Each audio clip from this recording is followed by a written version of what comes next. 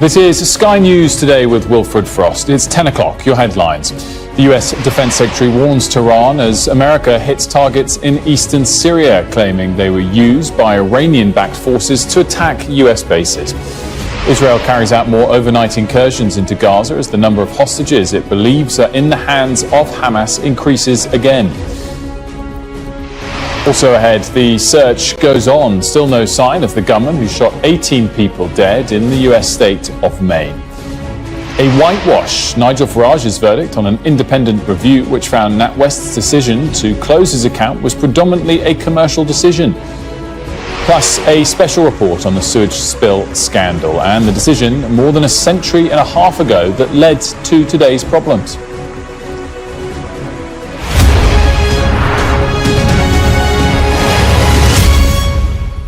Very good morning to you. The US military has launched retaliatory airstrikes on 2 locations in eastern Syria linked to Iran's Revolutionary Guard Corps.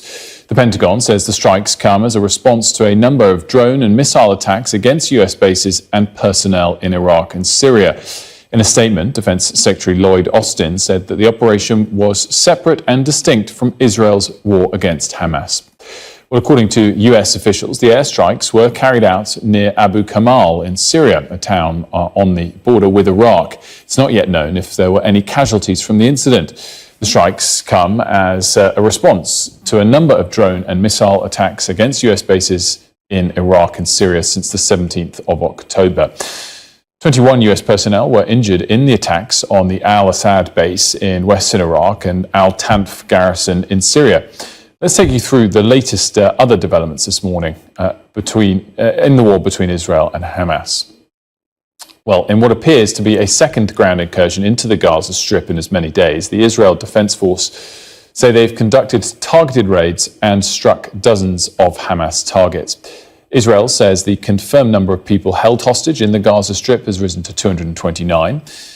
Qatar's senior negotiator has told Sky News he believes all civilian hostages held by Hamas can be released in the coming days, but only if there's a pause in the fighting. And the UN says Gaza is being strangled as not enough aid is getting through and is calling for a ceasefire to get food, water and fuel to the 2 million people there. There have been intense negotiation and endless shuttle diplomacy to open a humanitarian supply line. So far, it has only resulted in a handful of aid convoys. This will not reverse the fact that Gaza is being strangled. The people of Gaza feel shunned, alienated, and abandoned. I'm joined by Sky's international correspondent Alex Rossi in Beirut and our security and defence editor Deborah Haynes in Ashkelon, southern Israel. To Deborah in a moment, but first, Alex, with these strikes by the US overnight in Syria, how is that being viewed in Beirut? I guess it's designed to be a show of strength and a preventative measure, but a high risk it's seen as provocative, of course. Well, there are 2 parts to this. Firstly, it is retaliation, but it is also messaging as well to Tehran and militia groups backed by Iran around the region, not to really mess, not to get involved with what is going on in Gaza. What we know is these were pre-dawn strikes, F-16s hitting a couple of targets along the Iraqi border. Now, these are places, according to the Pentagon, that were used by the Iranian Revolutionary Guard and other actors backed by Iran. Weapons were stored there as well as ammunition. Now, this was in response to drone and rocket attacks against the US military in this region. Now, it's not where they were launched from, but where those weapons and ammunition was kept. It's not clear whether there were any injuries or any soldiers or militants were killed in these bases, but it is a clear signal not to get involved. The problem, of course, is that it will be seen as escalatory. The Pentagon has gone to great lengths to suggest that this is clear and distinct from what Israel's fight against Hamas, but I'm not sure that's how it will be perceived here. Certainly, as far as people are concerned, the United States is in lockstep with the Israelis. They will point out, for instance, that Israeli pilots are flying American jets. They are dropping American bombs over Gaza. So therefore, America is entirely complicit. Whether the message will stop this accelerating into a full-scale war, we'll have to wait and see. But bear in mind what is going on the border where I am in southern Lebanon, in northern Israel. We are seeing now nearly daily cross-border fire from Hezbollah and a response by the Israelis. The big fear, of course, is that this escalates into a wider regional conflagration. And Deborah, what is going on near where you are as it relates to Israel's attacks on Gaza? Are we still just talking about incursions and airstrikes, or are we on the verge of something more major?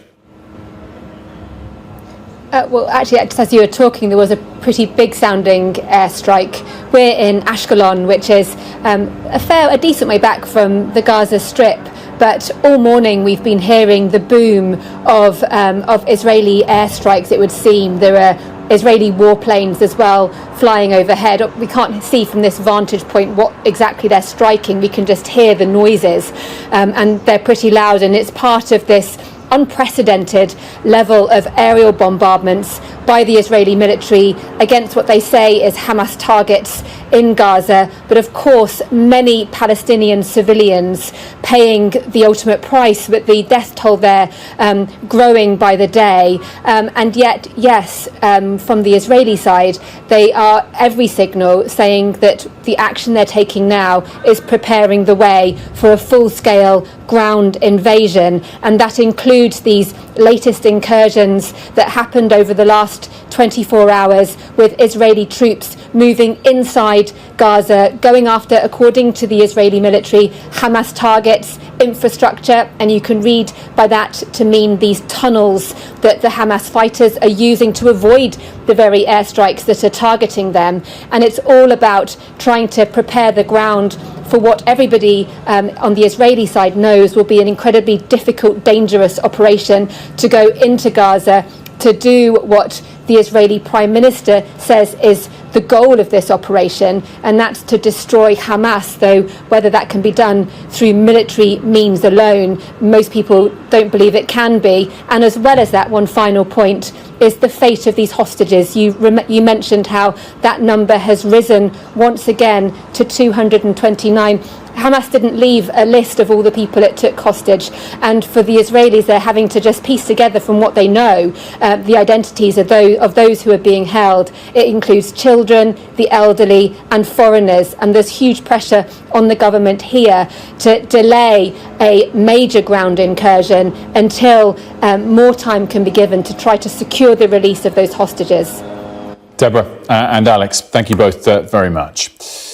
Now, the Prime Minister says UK Border Force teams have been sent to Egypt to quickly assist British nationals to escape from Gaza when the Rafah crossing is opened. The Education Secretary, Gillian Keegan, told Sky News that Rishi Sunak had been in intense discussions with partners in the region to get the 200 British passport holders out of Gaza. Border Force going there is so that we can be prepared if we can get them out. Obviously, it's a very fluid situation on the ground. There's a lot of intense diplomacy going on, and that's obviously the Prime Minister and Foreign Secretary are leading that. But we just want to make sure we've got everything in place. We've got aid there at the border as well. We've sent a plane with lots of aid there as well, just so that we're ready to, if that pause is realised, which we've been calling for, that we're ready to optimise that as much as possible to get things in as quickly as possible and get people out. To Anna Jones this morning. Well, our political correspondent Rob Powell joins me now. Rob, increasingly as this crisis goes on, the government's position on it is annoying at least half of the population, if you sort of see what I mean. My question to you is whether it's causing more headaches, the political handling of it, for the Prime Minister or for the Leader of the Opposition? think it's causing more headaches undoubtedly for the leader of the opposition, Sir Keir Starmer, because actually the frontbench Labour position, the Labour leadership position, is pretty much identical to the government's position, which is not to call for a ceasefire, something more permanent, something more substantial in terms of a cessation of hostilities, but to call for something more targeted and more temporary, a pause in fighting, a specific pause in fighting as the government terms it, which could be time limited, which could take place in a certain area for the specific purpose of allowing aid in and allowing people out. Now, be they hostages, be they foreign passport holders, British nationals, that would be the point, if you like, of a pause in fighting. Government officials say that differs from a ceasefire, because a ceasefire would allow, as they see it, Hamas time to regroup, and it would also deny Israel the right to defend itself and to respond to those attacks of 3 weeks ago. The reason why I say I think it's causing more of a headache for the leader of the opposition, for Sir Keir Starmer, is because he has got more people in the ranks of his party who are increasingly calling for him to go further and back a full-bodied ceasefire. We've heard frontbenchers doing it, and now in the last hour or so we've got probably the most senior politician, certainly the most senior Labour politician, to call for a ceasefire. The Mayor of London, Sadiq Khan, he released a video online in which he said he would be backing international calls for a ceasefire, and those around him acknowledged that this does go further than the Labour position, that yes, this is about essential aid reaching civilians, but it's also to stop the further escalation of the conflict and the loss of innocent lives. So this is seen in the Mayor's office, this would be something of a turning point in the conflict rather than a temporary pause. Now, at the moment, the Labour frontbench position hasn't changed. Steve Reid, who's the Shadow Environment Secretary, was out speaking to the Labour position this morning and essentially said that if the UK or the US had experienced what Israel experienced 3 weeks ago, then we would be wanting to react, to go after the terrorist infrastructure, as he termed it, that attack came from, and he believed Israel had the right to do exactly the same as long as it acted within international law. In terms of what's going on within government, well, border force officials have gone to Egypt in case the Rafah crossing between Gaza and Egypt is open, and in case British passport holders are allowed to leave. Now, government officials stress that at the moment diplomacy is taking place to try and achieve that, but nothing is imminent at the moment, or there are no announcements that they are making at the moment. So they don't want to send out a false message to British passport holders within Gaza that they should move now, but they are assuring them that behind the scenes everything is done to try and get them out of there. Rob Powell, thanks so much for that. And by the way, you can watch our special programme on the Israel-Hamas war, presented by Mark Austin from Jerusalem tonight at 9 p.m. Now, state still in lockdown. A massive manhunt continues in Maine as heavily armed police surrounded a home last night as they searched for the gunman who killed 18 people. It's the worst mass shooting in America so far this year. Police say that 40-year-old Robert Card should be considered armed and dangerous. The Army reservist is wanted for going on the rampage at a bowling alley and a restaurant in the town of Lewiston. According to the Gun Violence Archive, this was the 565th mass shooting in the US this year, and has prompted renewed calls for the assault rifles to be banned. Well, our US correspondent Mark Stone has this report. As night fell in rural Maine, focus in this huge manhunt had taken a shift. SWAT teams at a property 20 miles from the bar and the bowling alley where 18 people were shot dead on Wednesday night. With a helicopter and drones overhead, a searchlight was used and a loud hailer. "You need to come outside now," the officer says. Well, police were here earlier in the day, but since nightfall they have been drawn back as part of what they say is a very active manhunt. They tell us that there is no specific indication that he is here, but given the number of officers that there are here, it's clearly a key part of the investigation. After nearly 2 hours, they left. No sign of their suspect, but there were clues. Robert Card is 40 years old, a former soldier, a firearms instructor, wanted now for mass murder. At the property, they found a note said to be relevant to the investigation. Lewiston remains locked down, an eerie quiet after a day of such chaos and violence. Beyond the police line, the bowling alley where 7 people were shot dead. In the car park of Shemengi's Bar and Grill, yellow tape marks out the crime scene. The victims were still being identified a day after the shooting. 8 people died here. Among them, father and son Bill and Aaron Young. Friends Jason Walker and Michael Deslorius II. And members of the local deaf community brought together for a sports tournament at the bar. This is Joshua Seal. He and several of the team were killed. As the investigation continued, at the City Hall the politicians had gathered, and one with a remarkable announcement. I have opposed efforts to ban deadly weapons of war like the assault rifle used to carry out this crime. The time has now come for me to take responsibility for this failure, which is why I now call on the United States Congress to ban assault rifles like the one used by the sick perpetrator of this mass killing in my hometown of Lewiston, Maine. Next to him, though, the Republican senator for the state who has in the past blocked legislation to ban assault-style rifles. We do have a Second Amendment in our country. And that gives people the right to own a weapon that powerful, you think? And Maine, I would point out, has one of the highest rates of gun ownership in the country and has a long heritage of responsible gun ownership. Card is known to have had mental health issues, and his military commanders reported his erratic behaviour in July. The early hours in a manhunt are key, and they are slipping away. Mark Stone, Sky News in Maine. China's state broadcaster has announced that former Premier Li Ka-chang has died at 68 of a heart attack. He's credited with supporting a more open market economy, but had become less influential in recent years as President Xi consolidated his hold on power. He held the second highest ranked position in China for a decade after assuming the role in 2013, but in March stood down from that role as premier. He was once tipped to be the next president of China, but lost out to Xi Jinping 10 or so years ago. He was considered the protege of the former president, Hu Jintao, who was Xi Jinping's predecessor as president, and shared his more business-friendly approach to the economy. Until he stepped down recently, he was seen as the only remaining member of the Standing Committee not part of President Xi's loyalist group. And despite those factors, he was still seen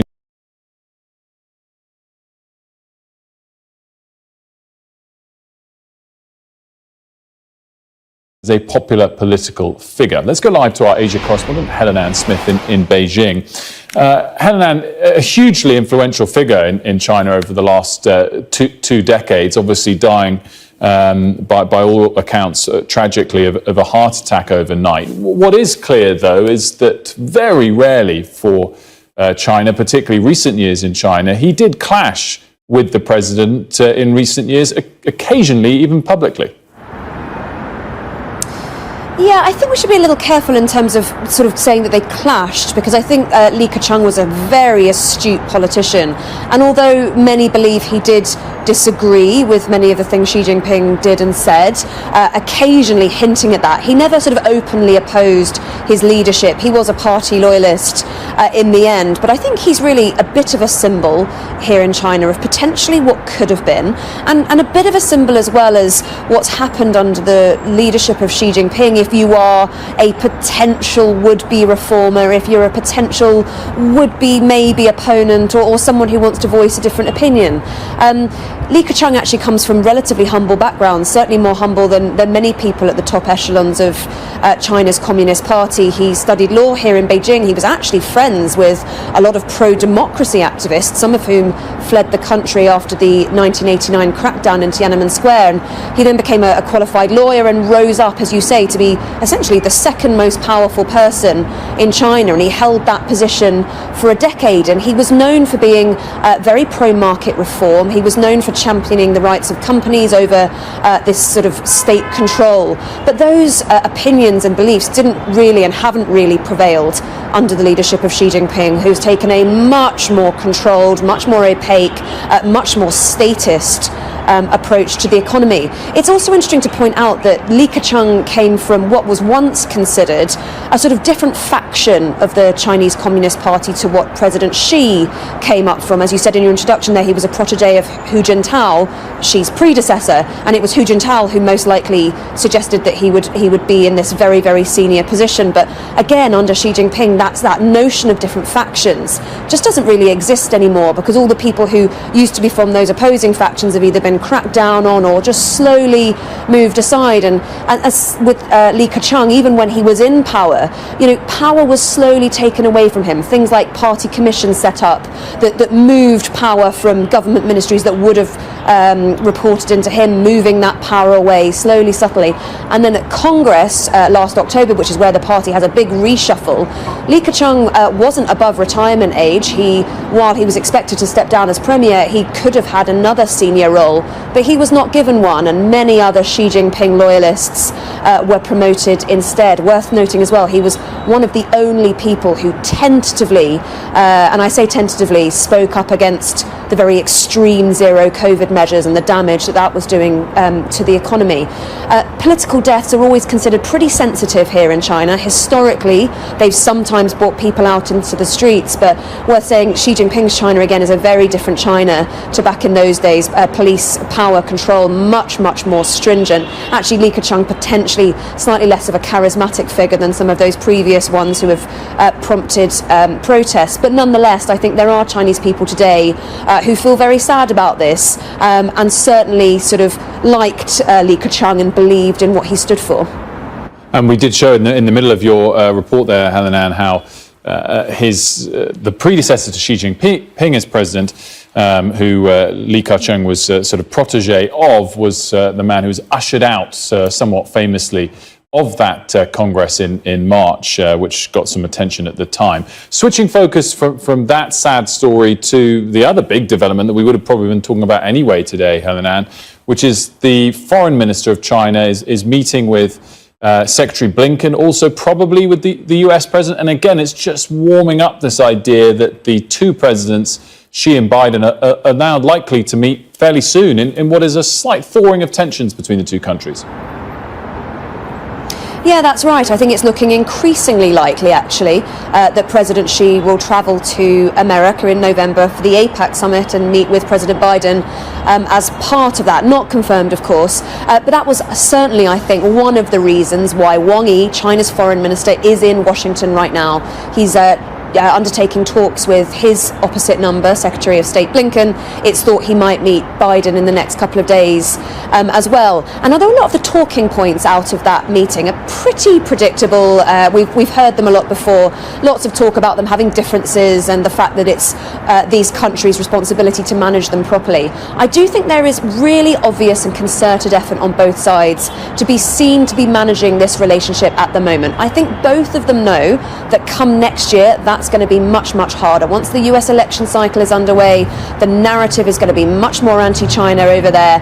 The Taiwanese election here is in January. That will be a big point of tension between the two. And there is so much that still divides them. So while I think there's good efforts and optimism around this sort of stabilization, I think long-term meaningful breakthrough, much, much, much less likely. And I think both parties very aware that it would be very easy for these sort of thawing to be knocked off course.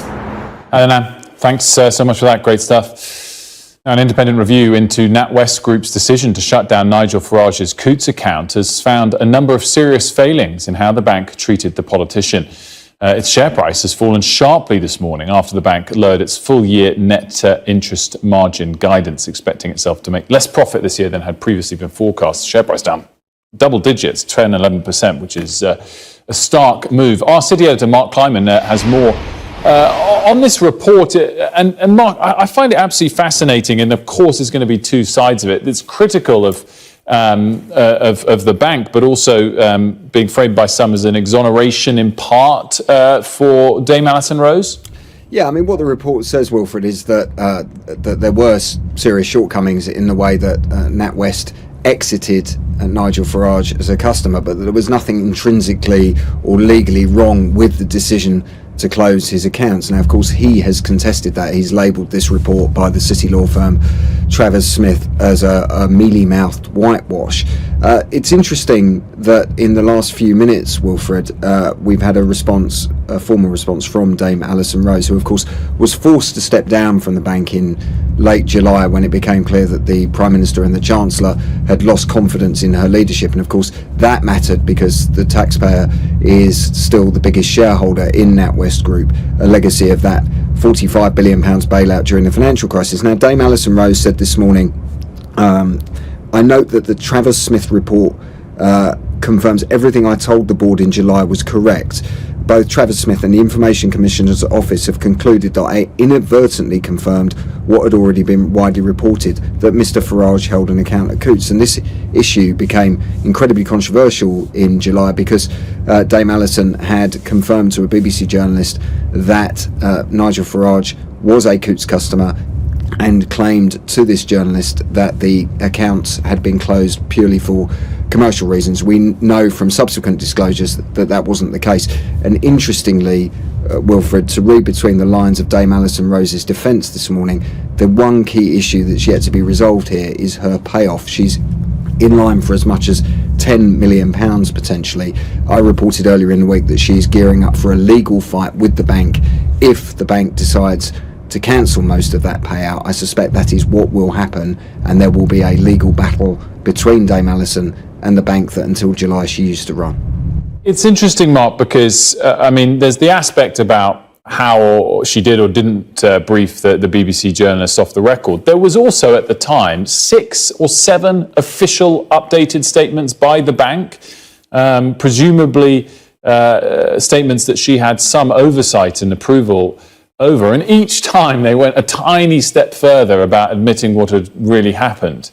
And that's a factor that's not really discussed. I mean, if you're the top person at a bank and you're paid millions of pounds, you sometimes just have to take responsibility for what happens beneath you, even if it wasn't directly your fault specifically that day. Yeah, that's right. I mean, what Dame Alison has said in her statement is that she knew nothing about the comments made by Coutts staff about Nigel Farage, which were deeply unpleasant and unfair. You're right, she didn't herself make pejorative comments about Mr Farage, but by acknowledging that she had discussed his banking arrangements with a journalist and therefore breached one of the most important confidentiality undertakings that any bank executive is supposed to comply with, I think that therefore she had no choice but to resign. I think it's going to be very interesting to see how these legal arguments play out when those remuneration decisions are communicated in the coming weeks.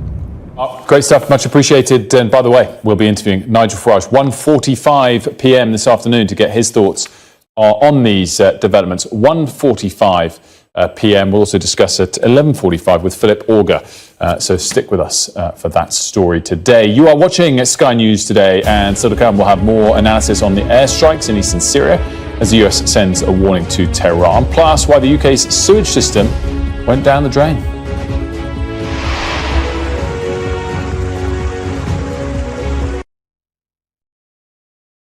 I'll never forget those sounds. Pow, pow, pow. It's been 60 years this year. I think about the event as it happened. I mean, it's there. It's like a movie run through my brain.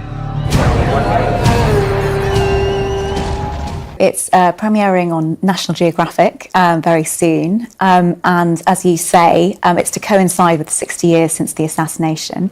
So we explore the assassination itself, the manhunt, and the murder of the assassin by Jack Ruby. We were lucky enough to get access to a handful of people, really, who witnessed this assassination firsthand, who are still alive. So we had a real privilege of listening to testimony from real insiders. So people like Clint Hill, who was Jackie's bodyguard, who tried to take the bullet for JFK. People like Buell Frazier, who drove Oswald to work on the day of the assassination. And the Newmans, who were the closest civilian witnesses. Basically, JFK and Jackie were visiting Dallas. He was there on a political campaign, really, to sort of try and rack up votes in the South. And whilst he was visiting, he was assassinated in broad daylight. And basically, every moment of that story is sort of captured on camera. And the moment he was assassinated, to the manhunt that ensued, and as I say, the murder of the assassin as he was being transferred. The man who killed Oswald was a man called Jack Ruby, who was a local nightclub owner. We're lucky enough to interview Peggy Simpson, who was sort of one of the only female reporters in the police department on that day. And she was there, she thought she was covering a sort of routine transfer. Oswald was being transferred from the local jail to the county jail. And what she saw, obviously, was a pivotal moment in world history, and another murder captured on camera. More now on those airstrikes by the US military on 2 locations in eastern Syria linked to Iran's Revolutionary Guard Corps. The strikes come as a response to a number of drone and missile attacks against US bases and personnel in Iraq and Syria since the 17th of October. Well, here with me now on set is Professor Michael Clark. Michael, great to see you as always. So what do we know about these airstrikes, first of all, the latest ones? Yeah, they've taken place on, look like ammunition dumps or storage sites. I mean, the Americans say they've been attacked 16 times since the 7th of October. In Iraq and Syria, 12 times in Iraq and 4 times in Syria. So they say we're responding to 16 different attacks, and therefore at Abu Kamal, which is right on the border between Iraq and Syria, they've hit these IRGC dumps, the Iranian Revolutionary Guard, because the IRGC are all over the area. These are Iranian-led troops or irregulars, some of them very highly trained, and they're all over the region, in Syria and Iraq, as we're doing what the Iranian government would like to do. Most of them are malign as far as the West is concerned. And so the United States is hitting back, in a sense, as not just a symbol, but to make it clear that they're not going to be passive if everyone thinks that the US is there to be shot at. And if we listen to comments from Lloyd Austin, the US Defence Secretary, I mean, trying to suggest it's not related to the Israel-Hamas war, or not related directly, but I mean, everything kind of is at the moment. Yeah, I mean, the United States are a target because of the Gaza crisis, and they're moving quite a lot of stuff in. We've talked about the naval manoeuvres, though the naval forces are not all in place at the moment, but the US has brought in lots of aircraft into Al Udeid, in Doha, into some of their other bases. So they brought in more F-16s, the Falcons. They brought in more F-18s, the Super Hornets. They've brought in 2 squadrons of A-10s, the Warthog. I mean, it's the ugliest aircraft in the world. Only its mother could love it. But honestly, I hope we've got a picture of it. Have we? I wish. Well, we have to next hour, because I'm intrigued now. Ugliest aircraft in the world, but it's a ground attack aircraft. The troops on the ground love it because it's designed to attack tanks or armoured vehicles attacking your troops. Now, why the Americans think that for force protection they might need A-10 Warthogs is very interesting. I mean, they're covering every eventuality here. Well, I think you've just proven the point that looks aren't everything if all the troops love it, contrary to your initial point. And just quickly, finally, what's the latest on these incursions, raids? What are we calling them that Israel's still doing on Hamas? Armed incursions. They're getting bigger. And again, they're using tanks, armoured vehicles, the bulldozers, these great, enormous armoured bulldozers. And they're moving in further. And it may be that these raids become some sort of substitute for a more complete attack. I doubt that, but it's possible that the Israelis will actually be content with a series of smash and grab raids.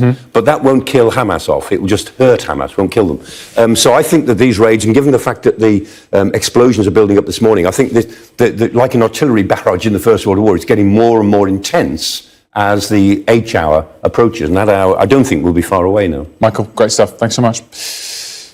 You're watching Sky News. Still to come, why has the UK's sewage system gone down the drain? Find out after the break.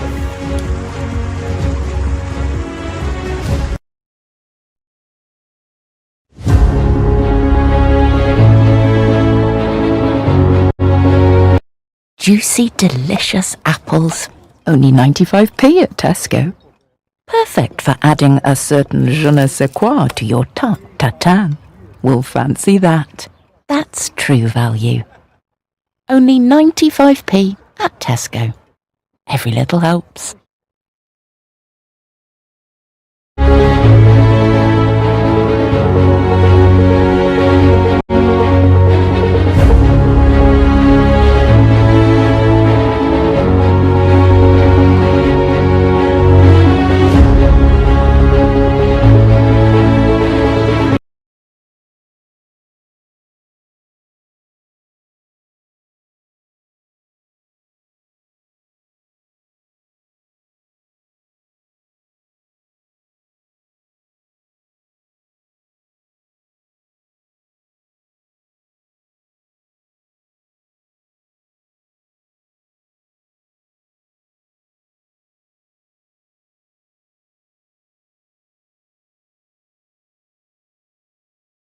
Sendwave is an app that you can download onto your phone from the App Store or Google Play Store. The app is free to download. After downloading it, just open the app and enter your name, email, and phone number. That's it, you're good to go. Make sure you use the promo code SR, S for Star, R for Radio. This promo code will give you £5 free credit to send to Africa on your first transaction. Your money will be delivered to your recipient within seconds. Feel free to call me on 0749 7377 647 at any time. I'll be happy to tell you all about Sendwave and help you in any way I can. Remember to use the promo code SR for £5 free credit. Medasse. Hi everyone, it's your girl BB Clement, the author of How to Go From Employee to Entrepreneur and the host of your weekly business show, BB Means Business, the show where we discuss everything you ever wanted to know about business but you were afraid to ask. How do I start my business? How do I raise the finance? How do I grow my business? Where am I going to find my customers? Join me every Tuesday at 1:30 p.m. on Starr Radio UK to get all the information and tips that you need to become a successful entrepreneur and become financially free. Remember, don't let life dictate to you. Rather, put your signature on life.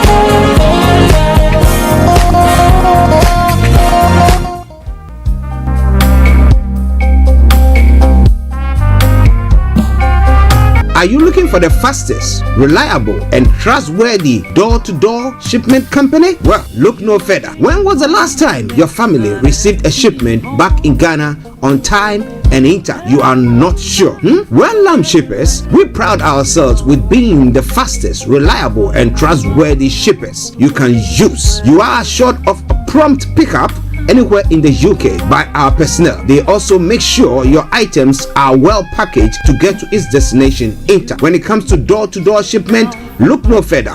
Well, Lamb Shippers, contact us on 07939009321 or 07498911820. Or you can visit our website www.welllamp.co.uk.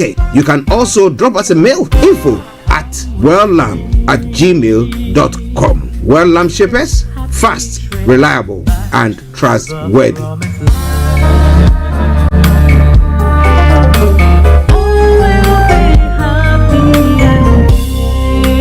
Hi there. Are you dreaming of owning your own house in Ghana? Then you will need a well-documented piece of land that is free from troubles. I highly recommend My Africa Property for any size of land that you will need. With My Africa Property, lands are available in Pram, Sopoli, Tohenia, Ogome, Dodova, Winneba, and many other locations at affordable prices.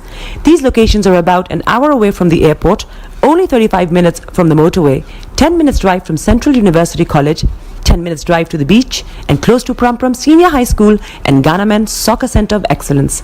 For more details, visit our website www.myafricaproperty.com or call our UK office on 0208 123 2523.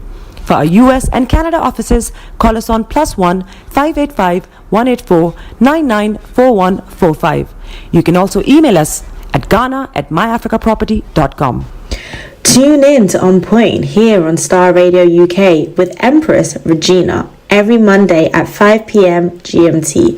Looking forward to your company. Getting onto the property ladder has never been easy until now. Join us this and every Thursday from 7 p.m. to 8:30 p.m. live on the Property Hour show on Starr Radio UK, where we talk to mortgage brokers, property developers, estate agents, landlord, tenant, property consultants on how to invest or get into the property business and make money. You can't afford to miss this. The Property Hour show is your best source into the property industry. Hi guys, this is your friend Uruj from Sendwave. Sendwave is a money transfer app that is used by people all over the world to send money to their loved ones in Africa.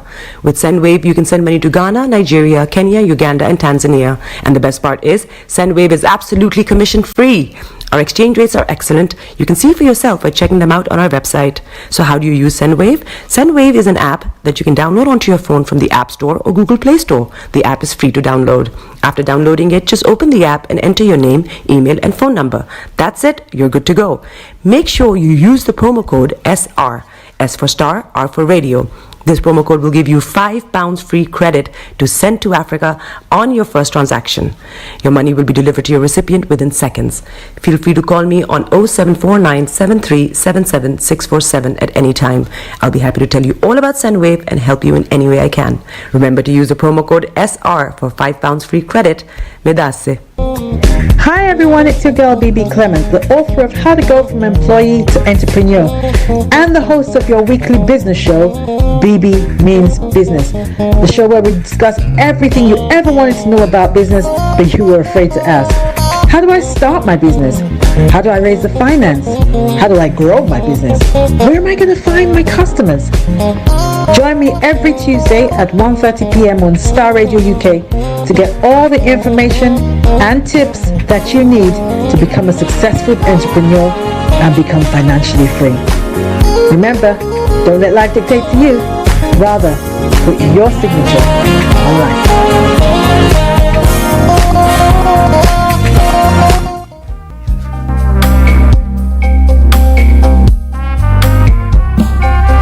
Are you looking for the fastest, reliable, and trustworthy door-to-door shipment company? Well, look no further. When was the last time your family received a shipment back in Ghana on time and in time? You are not sure? Well, Lamb Shippers, we pride ourselves with being the fastest, reliable, and trustworthy shippers you can use. You are assured of a prompt pickup anywhere in the UK by our personnel. They also make sure your items are well packaged to get to its destination in time. When it comes to door-to-door shipment, look no further. Well, Lamb Shippers, contact us on 07939009321 or 07498911820. Or you can visit our website www.welllamp.co.uk. You can also drop us a mail, info@welllamp@gmail.com. Well Lamp Shippers, fast, reliable, and trustworthy.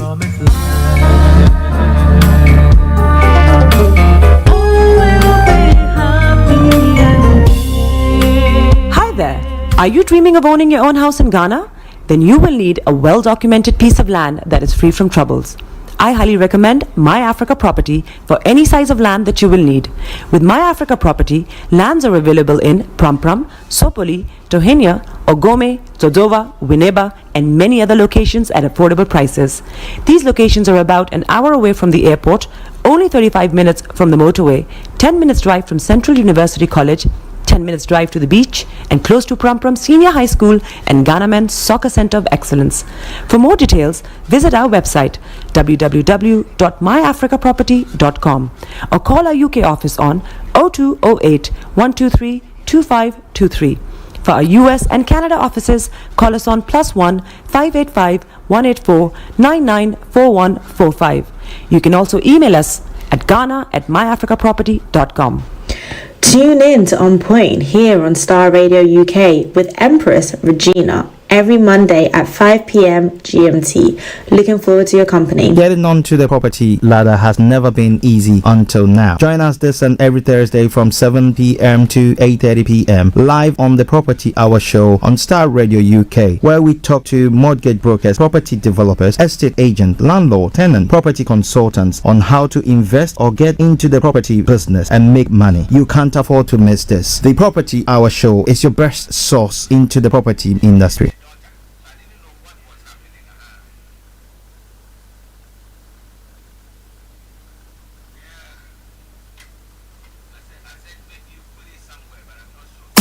Broadcasting worldwide, online 24/7.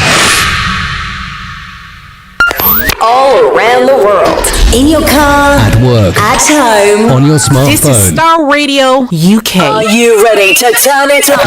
10, 9, 8, 7, 6, 5, 4, 3, 2, 1. Heart is aching. Smile even though it's breaking. When there are clouds in the sky, you get by. If you smile through your fear and sorrow, smile and maybe tomorrow you find that life is still worthwhile if you just smile. Hey, this is Archie and you are listening to Starr Radio UK and The Morning Show.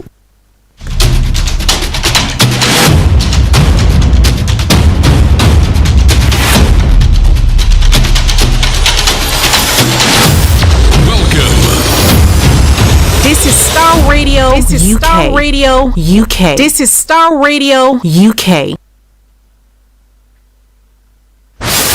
Welcome.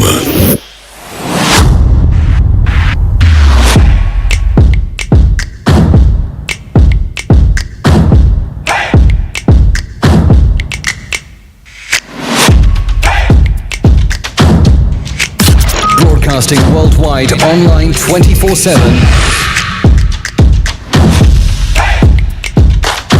Enlighten your day with Starr Radio.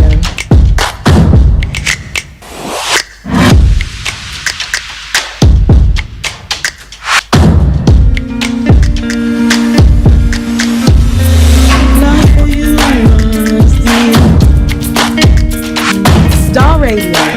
Radio for the people. You make us all day. Jesus, and that's what makes you great. You hold the world in your hands, the hand that made me who I am.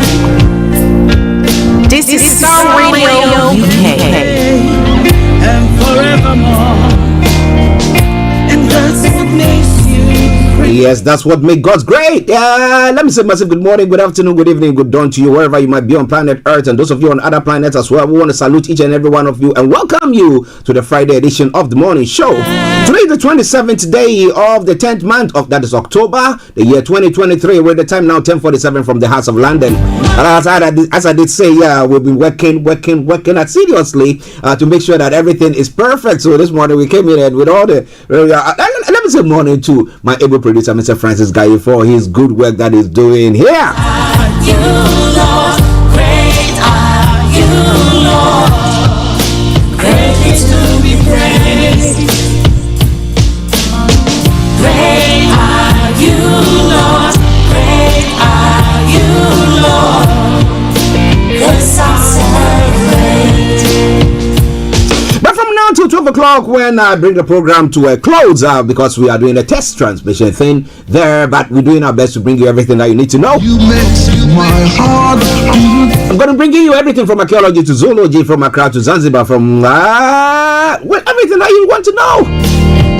But I'm saying morning also once again to Francis Guy, my able producer, my colleague Mr. Olaimi Koiki, Mr. Frank Davis, my brother Felix all the way in Aberdeen, Bishop Adeshina, good morning, Anthony Adedeji, hey, good morning guys, wakey. Aziz, good morning to you. Pastor Mo, good morning to you. Mr. Dan Taberi, CEO of GL Accountancy Services, our money man, massive good morning to you. But let's crack on. This is how the program is going to be for you. If it's the first time of tuning in to watch us or listen to us on the Starr Radio UK Friday edition of the morning show, this is how the program goes. I bring you the quote for the day, the weather forecast follows you, then the travel update as well. We'll move on from there to have a look at some of the stories making the rounds across the globe. It's known as Global Trotting. Then after that, exactly at 11 o'clock, we'll do our best to bring you all the story that's making the rounds in Nigeria with a ruling of the Supreme Court. Wow, interesting one there. And then we'll move on to other parts of the world to look at all the other stories. But wherever you are, don't touch the dial. Let's crack on. I remain yours sincerely, the one and only. You want to know? Just bear with me. You will know pretty soon if you don't know. This is the morning show with Archie. All of you makes my heart beat. So the quote for today says, the foundation of any successful relationship between two individuals is their understanding of each other and the knowledge that they have something in common. So if you want to go into a relationship and you don't have anything in common with the person, or whatever you have in common, unless that those that you don't have in common, then boy oh boy, you need to look at it very, very well. Well, it's just a matter of time they come back to bite you on the backside. Okay, okay. Let's crack on. Starr Radio UK. You will never change. You remain. Play in the background something from Edith Morrison. To the end. You are Straight on to the weather front for today and what is happening over the weekend here in London and the southeastern part of England. Well, this afternoon, cloud will break and showers will gradually clear. Tonight, cloud will build back in from the south early on in the night, and it will remain cloudy throughout with a few well-scattered showers developing at times. Top temperature is going to be 15 degrees, the lowest is going to be 9 degrees. UV level moderate, pollution low as well. Sunset 17:43 and sunrise for tomorrow morning 07:45 hours. love for you. Saturday a mixture of rain and sunshine. Top temperature 16 degrees, the lowest 10. Sunday rain 14 degrees highs and the lowest 9 degrees. So that brings us to the end of the weather forecast for today and over the weekend for those of us in London and the southeastern part of England. So if you are here, you want to share with us, or wherever you are, you want to share with us what is happening, feel free to do so. Now moving on straight to the major roads in London to bring you the traffic updates as well. Other traffic, central London red routes have got serious delays. That aside, all the others have got no exceptional delays there. And then also, moving on straight to the underground, Bakerloo line has got minor delays. District line, path closures, Jubilee, path suspension and minor delays there as well. Metropolitan line has got path suspension and minor delays too, and Piccadilly line has got severe delays. If you can avoid them, do your best to do so. Also, the London Triangle link has got path closures, check before you leave, and London Overground severe delays there. That aside, all the other underground lines are in good service. DLR is also in good service. And that brings us straight to the river as well. I can tell you shortly, apart from the Woolwich Ferry that's got reduced service, all the others are running a good service. The London Cable Car is also running a good service there as well. Okay, we'll move on straight to the final segment of the travel update. That is the National Rail. And on the National Rail this morning, Cross Country has got minor delays. First Transparent Express special service, Gatwick Express minor delays, Great Western minor delays, Greater Anglia minor delays, Island Line special service, London North Eastern Railway minor delays, Lumo special service, Northern Rail minor delays, ScotRail severe delays, Southern and Thames Link has also got minor delays. So on that note, as I would say, good morning, good afternoon, good evening, good dawn to you wherever you might be on planet Earth. Enjoy your comment for today, but you know what? Continue to keep your eyes on the road.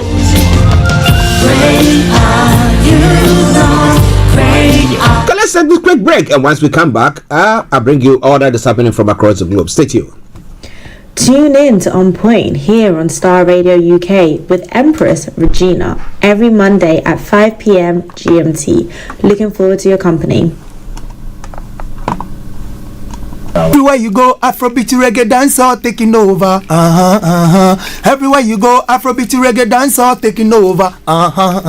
Yo, what's up, people? This is a boy Raskin Bobo One. Tune in every day, every night at the Starr Radio UK with the big man them Archie. When I say Orta, you say fire. Yes, there's fire on the mountain, and welcome back to the program Starr Radio UK, your favorite African and Caribbean radio station in London. And let's crack on now, looking at some of the stories making the round. Let me say good morning to all the Hammonds and the Morrisons and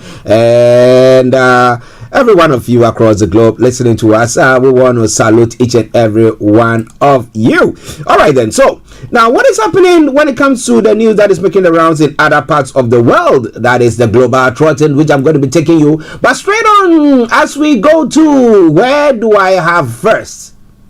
Niger. Okay, I'll be telling you what is happening in Niger. Well, so when it comes to Nigeria, Nnamdi Kanu court lifts ban on IPOB as terrorist group and fines Tinubu and the federal government 8 billion naira. we're going to be looking at that story as well as we go on. And as I did say earlier on as well, Nigeria PDP, Labour Party, INEC lawyers react to Supreme Court judgment. How did you see all that? I want to have your take on that as well. And ex-minister Mechi says Bala Osman told too many lies about a removal as MPAMD, and your presidential ambition can come through in 2023. Ganduje tells Atiku and Obi.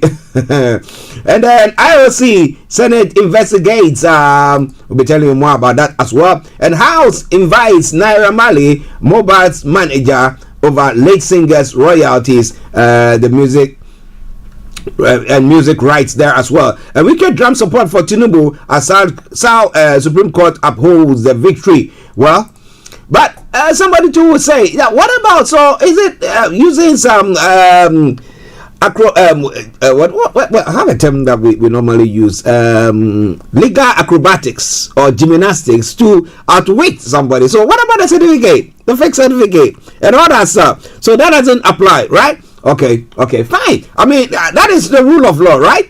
Okay. So what do you think about all that? We'll be telling you more about all that in a moment. Let me say good morning to Chief Dr. Sunday Igboho, all the way in Germany. I hope you are doing very well, sir. All right then. So now moving on straight to other stories making the round. In South Africa, ANC support falls below 50%. That's what the polling is saying.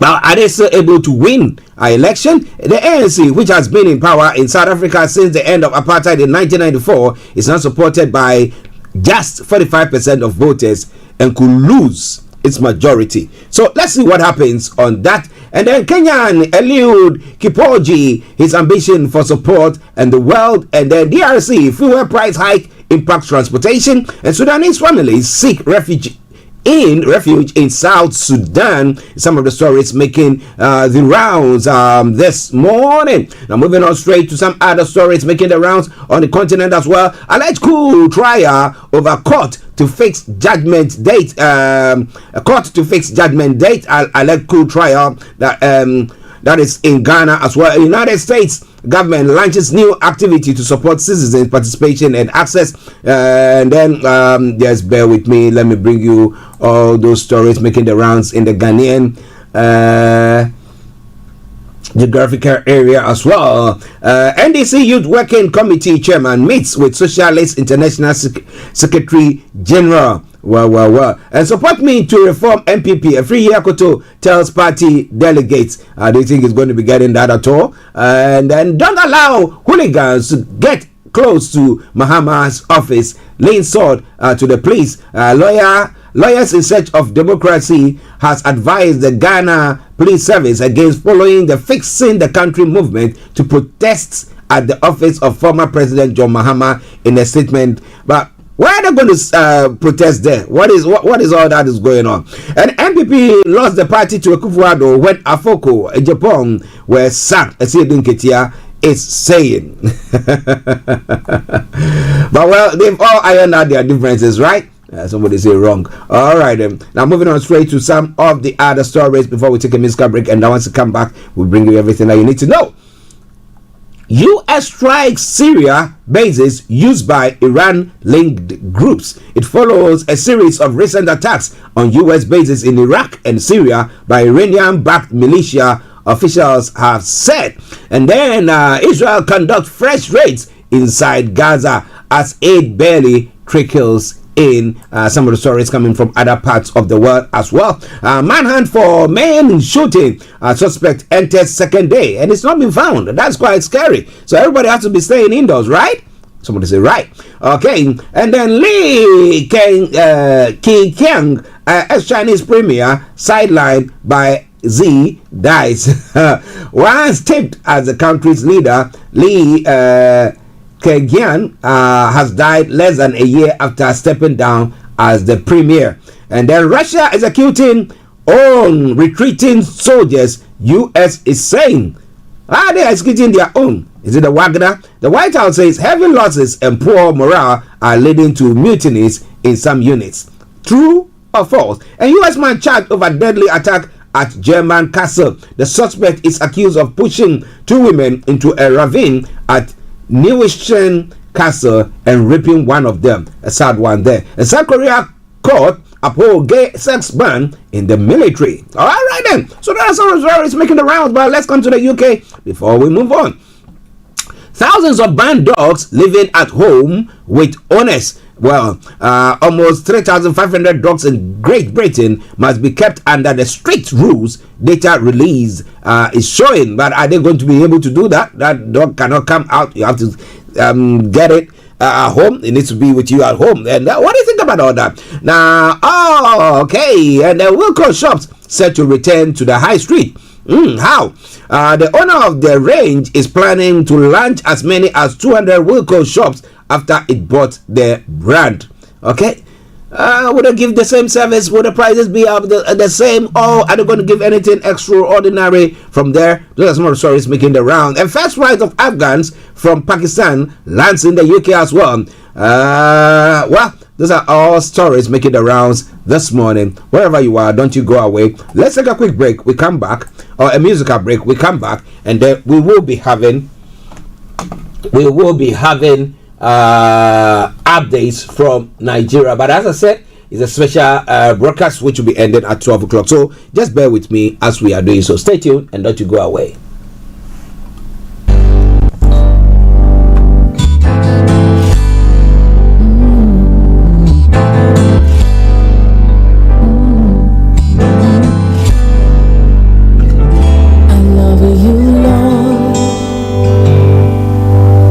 Your mercy never fails me.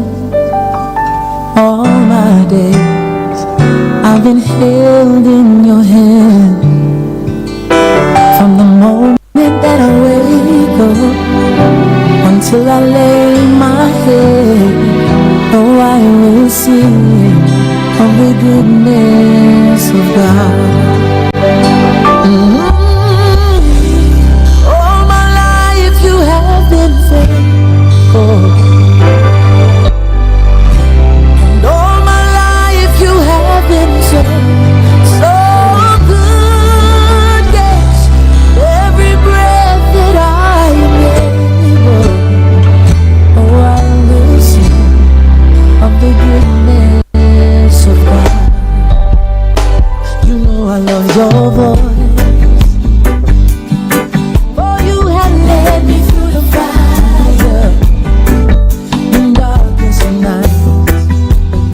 Close like no other. You know I've known you as a father. You know I've known you as a friend. And I have believed in the goodness of God. Oh, yeah. All my life you have been faithful. All my life. This is Starr Radio UK.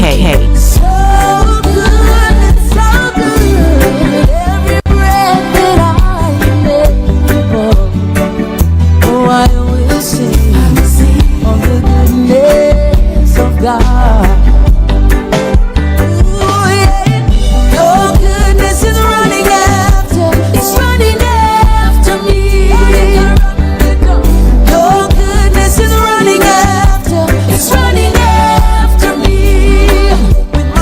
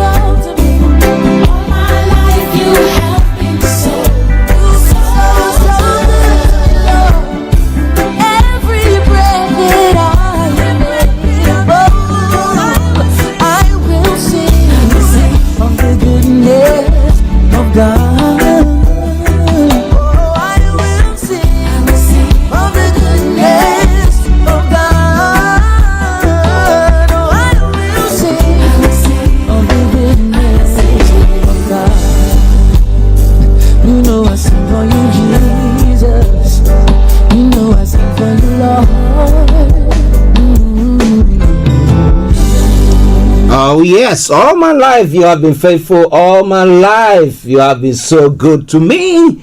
With every breath that I'm taking, yes, I will sing of the goodness of God. That is coming from the Christopher Martin, a reggae tune there. And I hope that I've made your morning wherever you might be listening to us from. The Starr Radio UK, your Friday edition of the morning show. And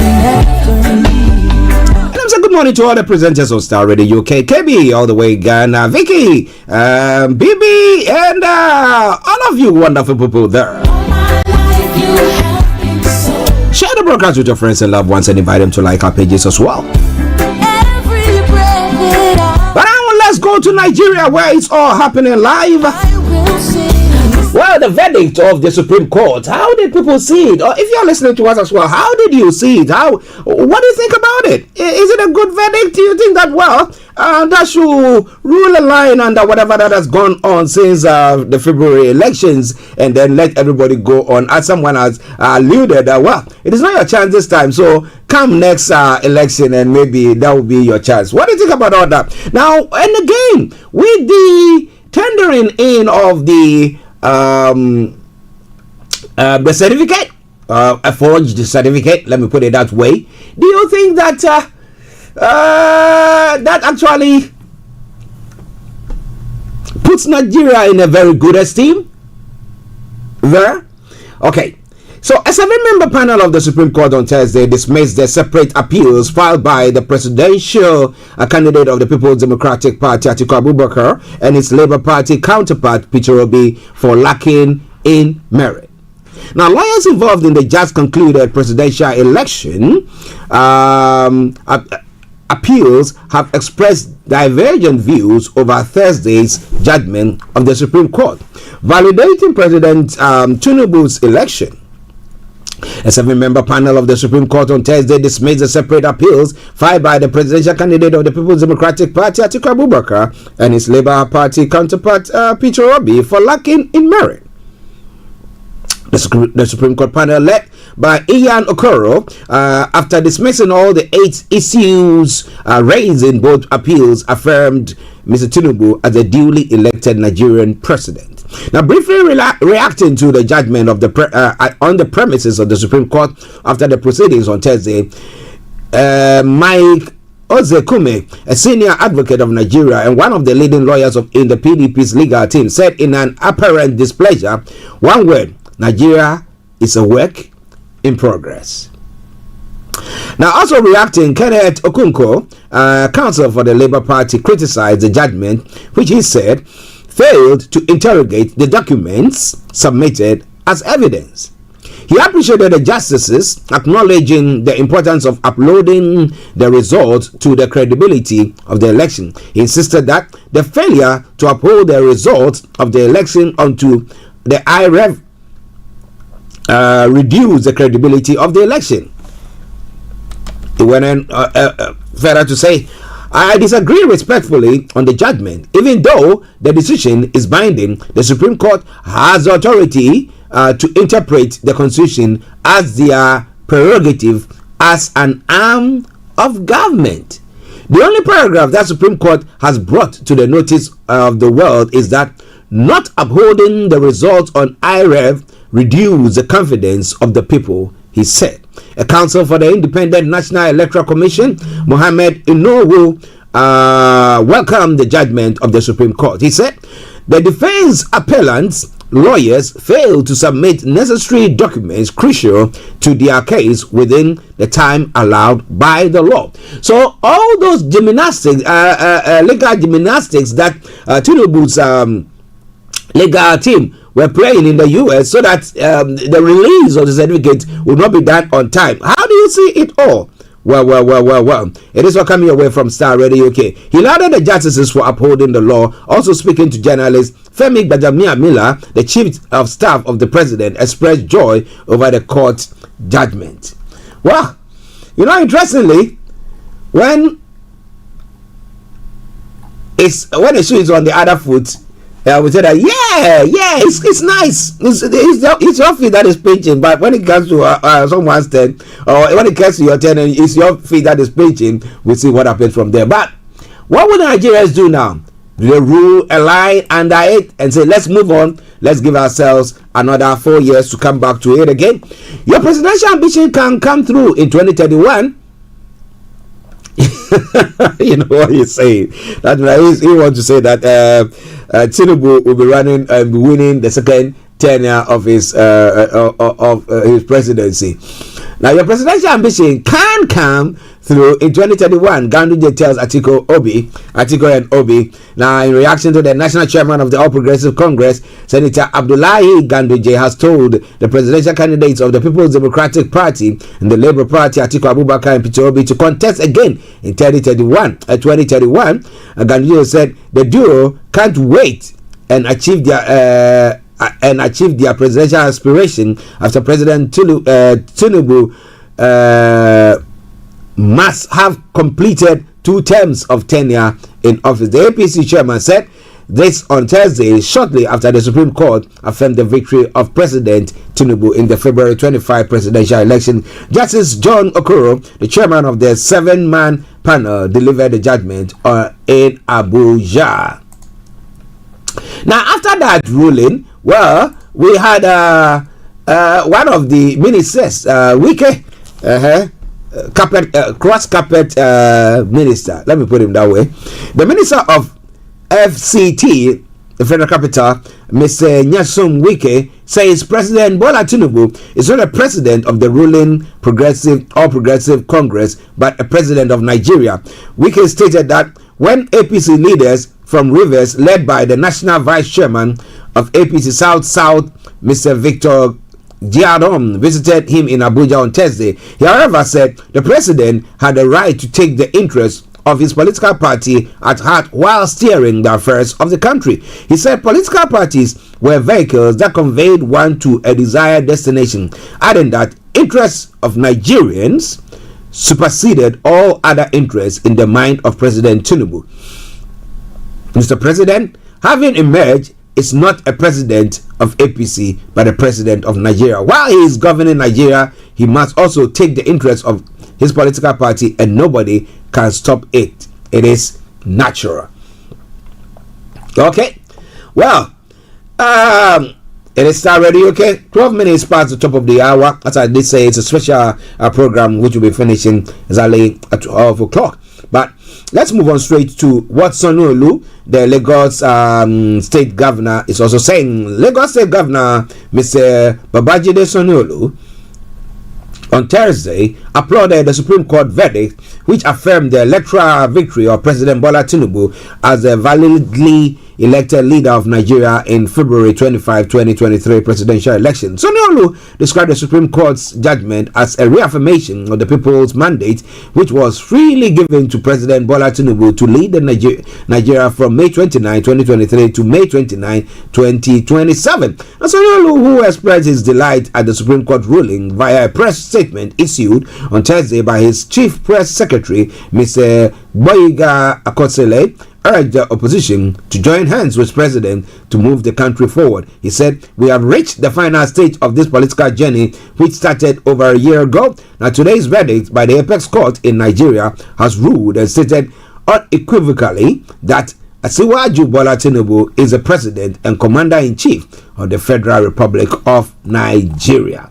All right then, so to the final story from Nigeria before we take a break. And this round pertains to Nnamdi Kanu. Now, Nnamdi Kanu secured a major win for the indigenous people of Biafra at the court recently. Justice A.O. Onovo, in a fresh ruling held on Thursday, October 26, lifted a ban on the outlawed group. The judge further directed the federal government of Nigeria and the Southwest governors to tender an apology to Kanu and pay him 8 billion naira as compensation for the violation of his rights. Now, it says that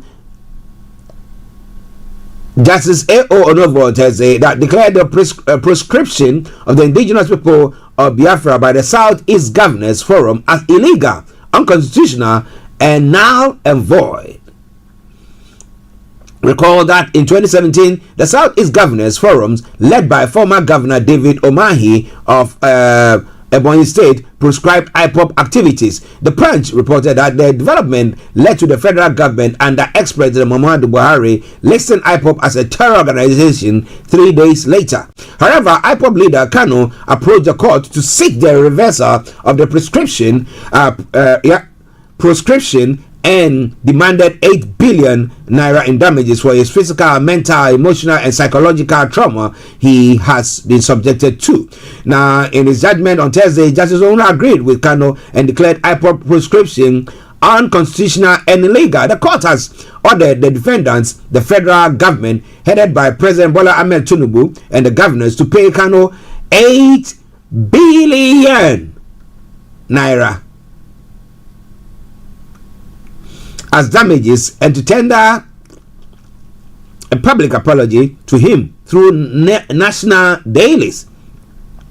This is coming a few weeks after the outlawed IPOB secured the freedom of 7 of its members who were arrested and illegally held in various detention centers by security agencies. Now, Kano's counsel, Ifeanyi Ejiofor, said the IPOB supporters were also awarded 130 million in damages against security agencies. Now, following the final submission of the lawyer to the federal government, Tijani Ghazali, and counsel to the embattled Kano, Mike Ozekume, and the court finally set the date. Okay, but what do you think is going to happen now? Are they going to release him? Or, as we've seen, same old, but just another day? What do you think is going to happen now? Listeners, Starr Radio UK, 16 minutes past the top of the hour at the time, the morning show, the program. I am Archie. Let's take a break, and once we come back, we continue with the show. In your car, at work, at home, on your smartphone. Hi guys, this is your friend Uruj from SendWave. SendWave is a money transfer app that is used by people all over the world to send money to their loved ones in Africa. With SendWave, you can send money to Ghana, Nigeria, Kenya, Uganda, and Tanzania. And the best part is, SendWave is absolutely commission free. Our exchange rates are excellent. You can see for yourself by checking them out on our website. So how do you use SendWave? SendWave is an app that you can download onto your phone from the App Store or Google Play Store. The app is free to download. After downloading it, just open the app and enter your name, email, and phone number. That's it. You're good to go. Make sure you use the promo code SR.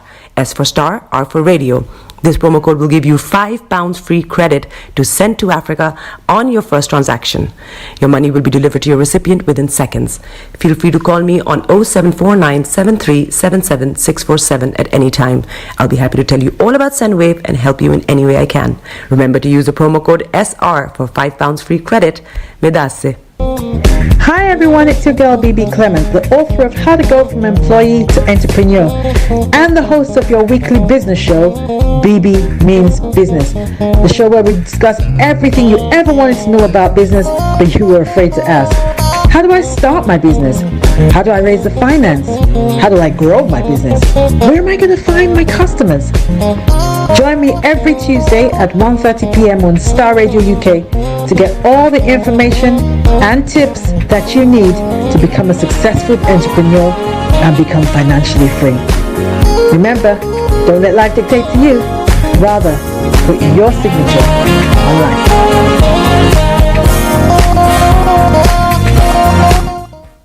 Everywhere you go, Afrobeat reggae dancer taking over. Everywhere you go, Afrobeat reggae dancer taking over. Yo, what's up, people? This is a boy Raskin Bobo One. Tune in every day, every night at the Starr Radio UK with the big man them Archie. When I say Orta, you say fire. Welcome back to the program Starr Radio UK on a Friday edition of the morning show. 90 minutes by the top of the hour, a special program here for you. Yes, testing everything to make sure that it's all working nicely. And I can tell you that this morning, I believe that everything is working nicely after that good work that was done by my able producer, Mr. Francis Guy. But let me say good morning to Anthony Adedeji. Anthony, I hope you are doing very, very well. Yes, yeah. Okay. Now, so let's move on straight to some of the other stories making the rounds this morning in other parts of the world. So, in South Africa, the ANC is said to have lost its its support, let me put it that way. And that can be tantamount to it losing its majority in parliament or come at the next election. The ANC has been in power in South Africa since the end of apartheid in 1994. It's now supported by just 45% of voters and could lose its majority in next year's election, according to a poll published this week. Now, with less than a year to go before the general election, which are due to be held between May and August 2024, the African National Congress, the party reshaped by Nelson Mandela to lead a fight against the former segregation regime, appears to be in free fall, with previous polls already suggesting that its support could fall below 50%. Only 45% of people are prepared to vote for the ANC if the elections were held tomorrow, compared with 52% in March, according to the poll carried out in October by the Social Research Foundation. Among a representatives sample of 1,412 registered voters with a margin error of 5%. Now, South Africa selects their parliament with the majority party, then appoints its president. Nelson Mandela, the icon of the struggle against apartheid, was elected in this way in 1994 in the first democratic election. The ANC, a divided party with a reputation tarnished by corruption, nepotism, and poor economic record, is losing ground to the leading opposition party, the centrist Democratic Alliance, DA, which is rising in this poll. The support levels for the ANC appear to have fallen somewhat, while those for the DA appear to have increased over the same period. Now, the second opposition party, the EFF, Radical Left, has 9% of voting intentions to stay in power. The ANC could seek to build a coalition, just as the opposition is trying to unseat the party in power, according to a number of political commentators. But how do you see the performance of the ANC since or after Mandela left office? How have you seen their performance? Has it been good enough? Okay, it is All Star Radio UK, your favorite African and Caribbean radio station in London. And some other stories making the rounds as well. Now, Edwin Info has topped the 2024 Power Lists now in its 18th year.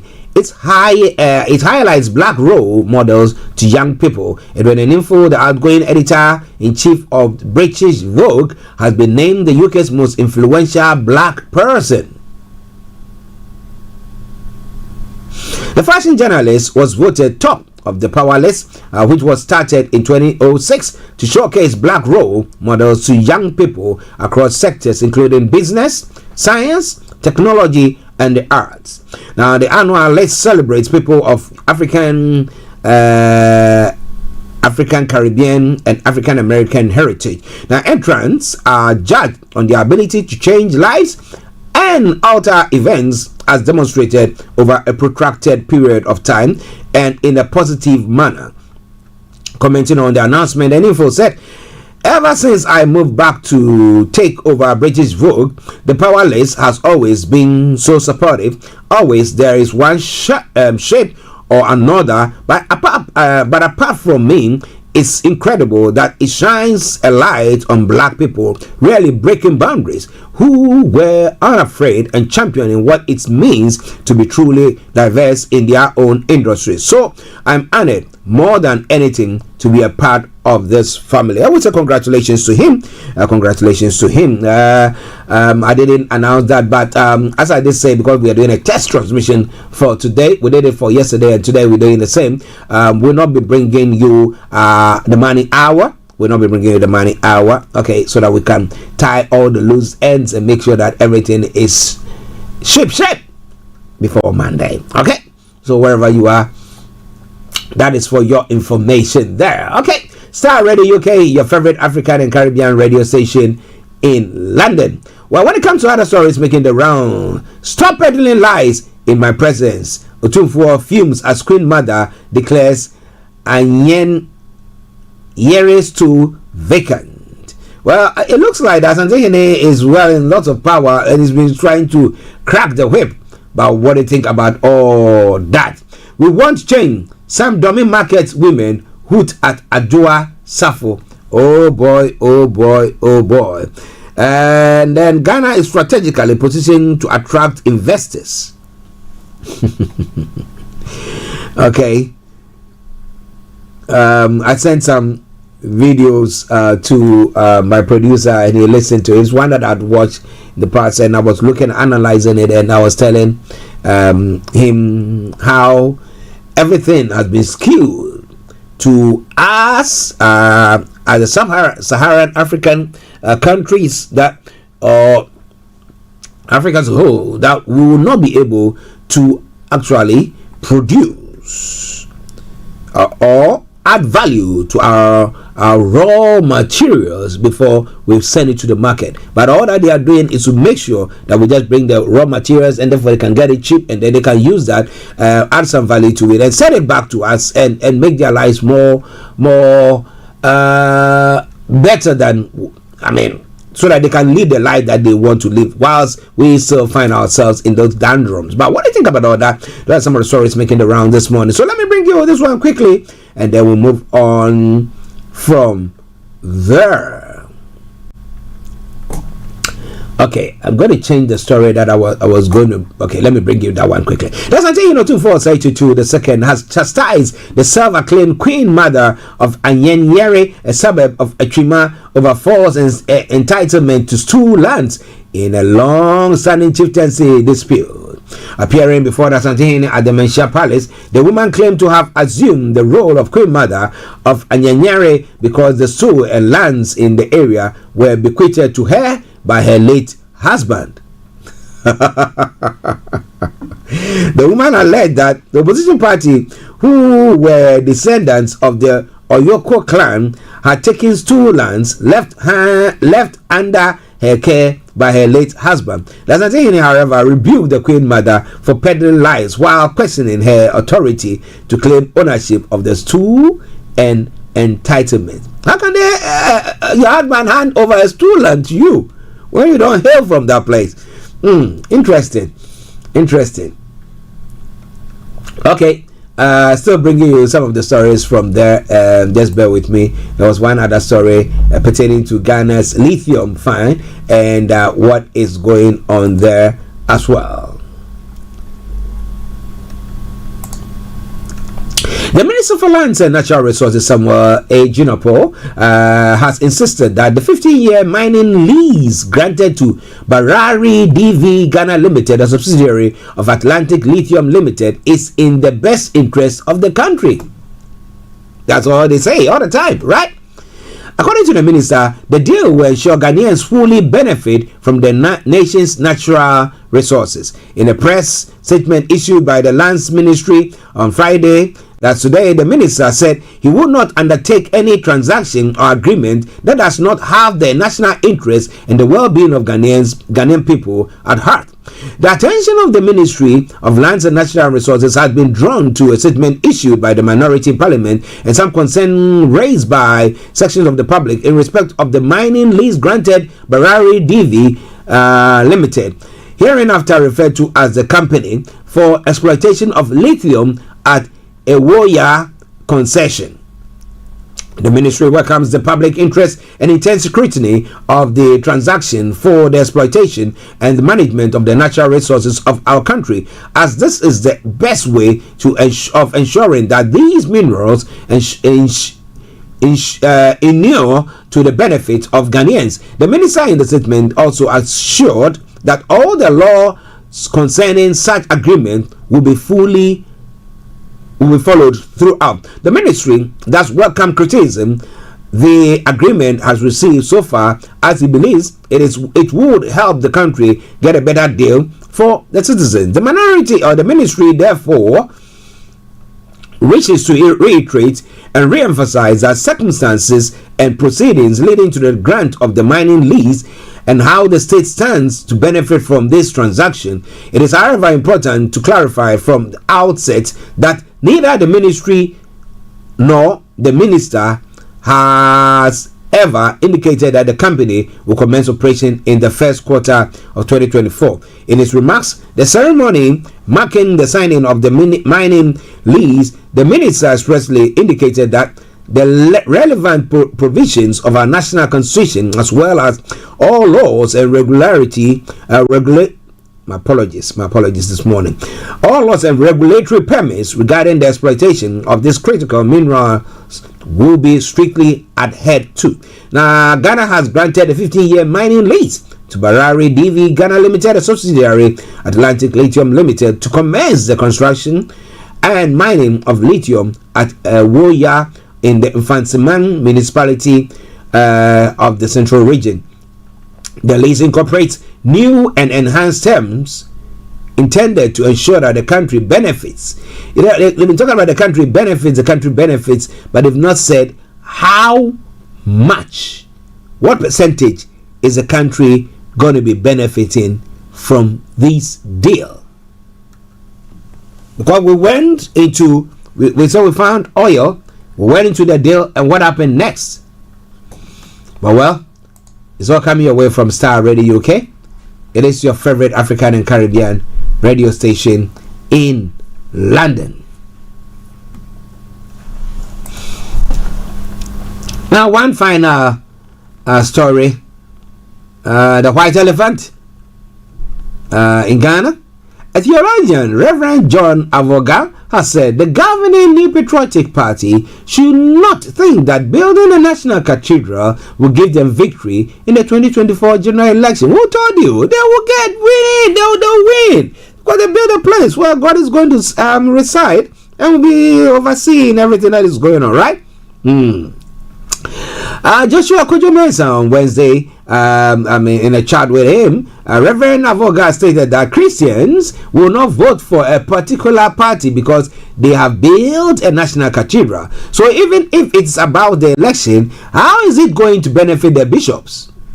But whether the cathedral is built or national is not built, if you have not done well, you've not done well. Christians will not vote for any government because they build a cathedral. No, he said. Now we wished up and building a cathedral for us will not affect the decision in 2024. That is the message that must be sent strongly to the committee and to the government, he added. The National Cathedral Secretariat has hit back strongly at Archbishop Duncan Williams and Reverend Eastwood Anaba over reasons for their resignation from the Board of Trustees. The two archbishops, Duncan Williams and Reverend Eastwood Anaba, announced their resignation in a letter to the President dated, my apologies, October 12, over concerns that their call for an audit into the activities of the National Cathedral project went unheeded too since January 2023. They noted that the deafening silence on the call for an audit runs contrary to their conscience and belief. But in a sharp rebuttal, the Secretariat has responded, describing the claim that no information whatsoever on the audit process was conveyed to them as false. In a statement signed by the Executive Director of the National Cathedral, Dr. Paul Opoku-Mensah, narrated that following this, the engagement letter for Deloitte to officially begin the audit was drafted and signed by Deloitte on March 27, 2023 and set up on their system on May 17. The expectation was that the first part of the audit was to be completed in July 2023. The audit process so far can be confirmed with the auditors Deloitte. Okay, so was it right for the two bishops to leave? And this chastisement from Reverend John Avoga, a theologian, how do you see it? Are we building an edifice for God to come and reside in when we know the right thing and we decide not to do? But to see people struggling and not adhering to the cries of people, then we say, you know what? We'll build a temple and then we'll go there to go and pray, and God will forgive us all our iniquities, and then we will win the election. Is that it? Well, interesting. But listen, I say Starr Radio UK. I know people who are pro Cathedral will be saying, Archie, what are you saying? But let me tell you one thing. Some know my stance, okay? And they know, okay, which side I lean on. But I wouldn't touch on that. But the good book says that Jesus said that when he met the Samaritan woman, the woman at the well, he told, when the woman was asking where they have to worship and all that, so he says, you Jews say that we have to worship in the temple in Jerusalem, and we the Samaritans are saying that we also have to worship on the mountains and stuff like that. So all those debates, and Jesus was telling her that, look, the time is coming, and the time is now. That at the time that Jesus was with her, that everyone who worship God has to worship him in spirit and in truth.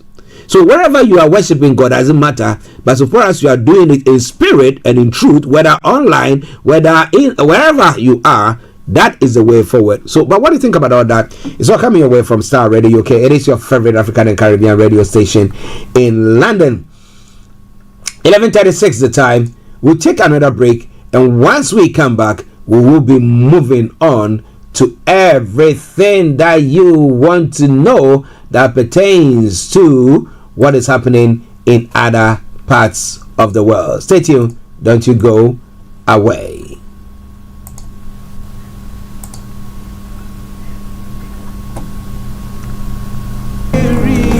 The family, friends, and loved ones of Apostle Maknyako and Mrs. Victoria Abena Bosumpima, which is to invite friends, loved ones, the Christian community to the celebration of life.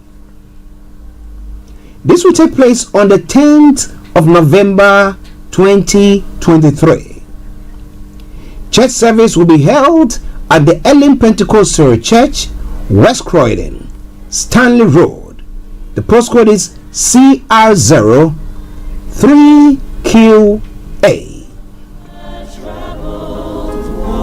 Interment will take place at the Croydon Cemetery, Mitcham Road, London.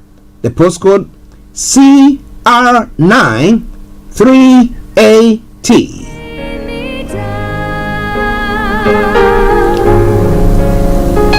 A reception will follow, and that is from 3 p.m. at the Imperial Banqueting Hall, 31 Imperial Way, Croydon. The postcode once again CR04RR. It will be followed on Sunday, the 12th of November 2023, 11 a.m. with Thanksgiving service at the Numa Christian Center at 87 Beddington Lane, Croydon, CR04TD.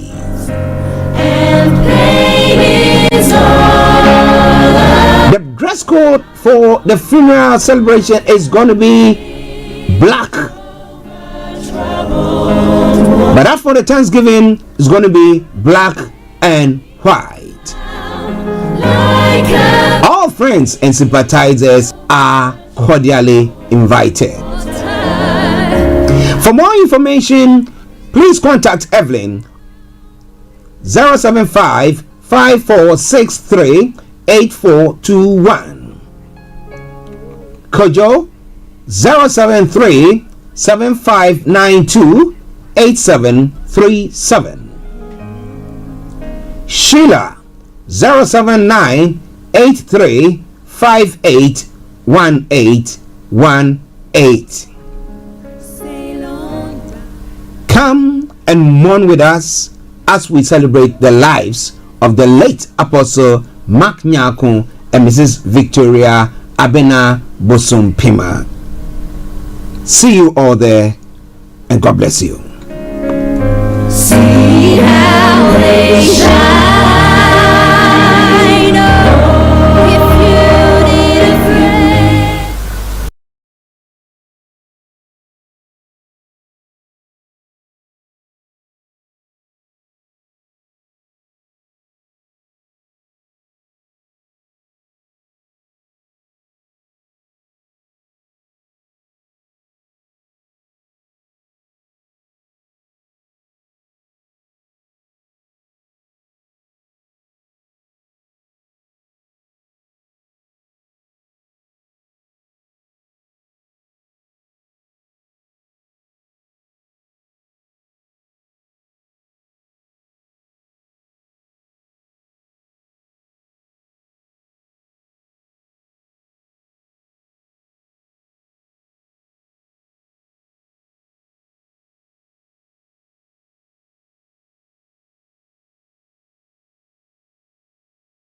For £5 free credit, Vedasse.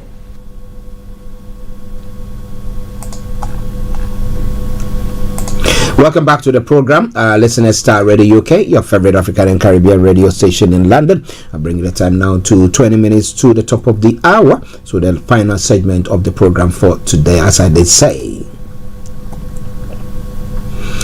Okay.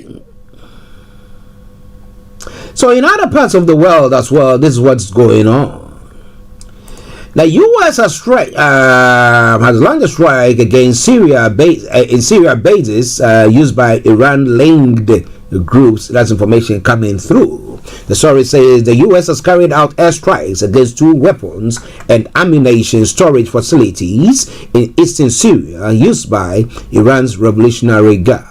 The Secretary of Defense, Lloyd Austin, said the strikes were in response to recent attacks on U.S. bases in Iraq and Syria by Iranian-backed militia groups. The U.S. strikes were separate and distinct from the ongoing conflict between Israel and Hamas, he said in a statement. Iran did not immediately comment. The strike carried out by a pair of F-16 U.S. Air Force fighters took place on Friday at around 04:30 hours, that's local time, that's 01:30 GMT, near Abu Kamal, a town on the border of Iraq. It is not yet known if there were any casualties from the attacks.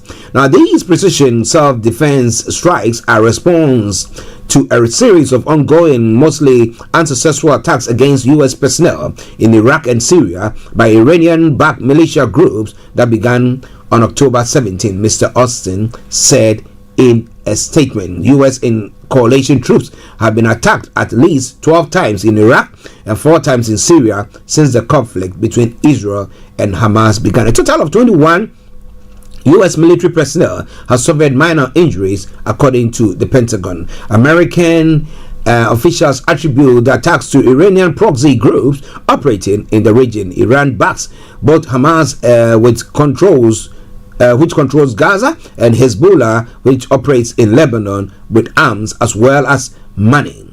These Iranian-backed attacks against U.S. forces are unacceptable and must be stopped, Mr. Austin said.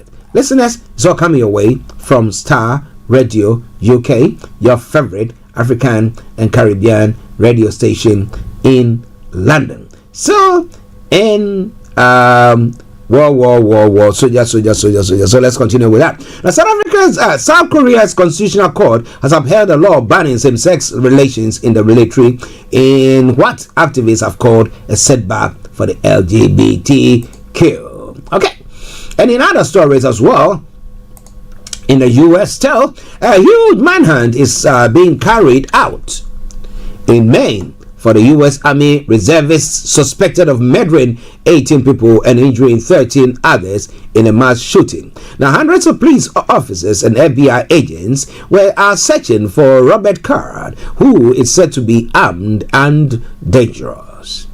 Schools and businesses have closed and people have taken shelter as far as 50 miles away from the scenes of Wednesday's shooting in Lewiston. On Thursday night, police raided a property in neighboring Bowden.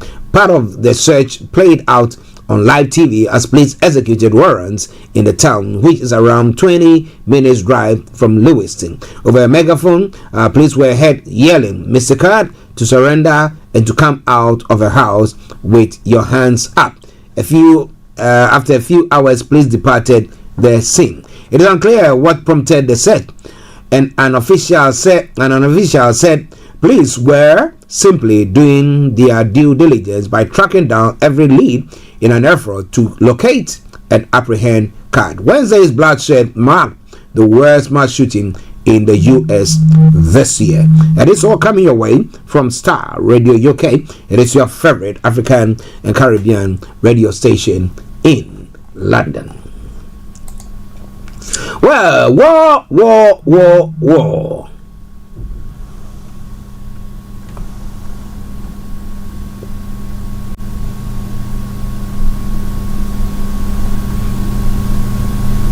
Okay.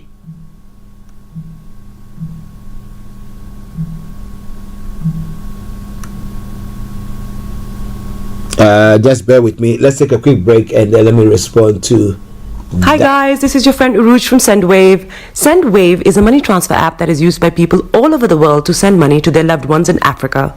With SendWave, you can send money to Ghana, Nigeria, Kenya, Uganda, and Tanzania. And the best part is, SendWave is absolutely commission free.